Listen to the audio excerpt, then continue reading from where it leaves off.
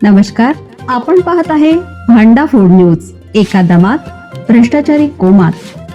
Social media, कर्जबाजारी, गुन्हेगारी, सट्टेबाजी, चोरी, मटका, जुगार, दारू, सावकारशाही, न्यायाच्या प्रतीक्षेत प्रशासन. भांडाफोड न्यूज. एका दमात भ्रष्टाचारी कोमात.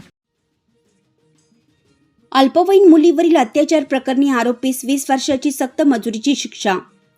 गुंडकी दिनांक 29 किनी तालुका हातकलंगले येथील चांदोली वसाहतीत राहणाऱ्या 39 वर्षीय पंकज सावळा घोलप याला जलद गतीने न्यायालयाने 2 अल्पवयीन मुलीवर अत्याचार केल्याप्रकरणी दोषी धरून 20 वर्ष सक्त मजुरीची शिक्षा आणि 1000 रुपये दंड ठोठावला आहे.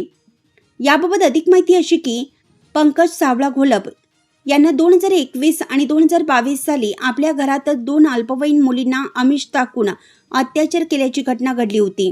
याबाबतची तक्रार पीडितेच्या आईने पेठ वडगाव पोलीस ठाण्यात दिली होती. याची सुनावणी जिल्हा व सत्र न्यायाधीश तथा fast track special POCSO court Kolhapur न्यायाधीश S.S. तांबे यांच्या कोर्टामध्ये सुरू होती. सरकारी वकील म्हणून ॲडव्होकेट अमिता S. कुलकर्णी यांनी काम पाहिलं, तर तपास अधिकारी म्हणून पेठ वडगाव पोलीस ठाण्याच्या महिला पोलीस उपनिरीक्षक अर्चना पाटील, अधिकारी म्हणून विशाल पाटील यांनी काम पाहिलं. सरकारी पक्षातर्फे 11 साक्षीदार तपासले. न्यायालयाने 11ही साक्षीदारांचे साक्ष ग्राह्य धरल्या.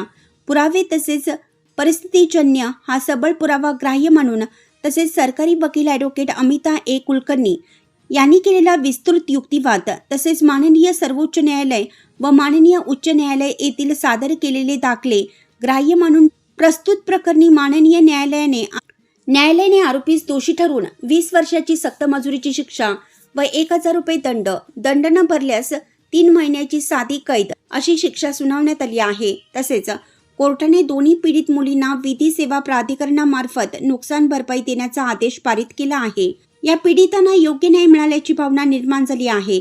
त्यामुळे सरकारी वकील, तपास अधिकारी यांचे कौतुक होत आहे.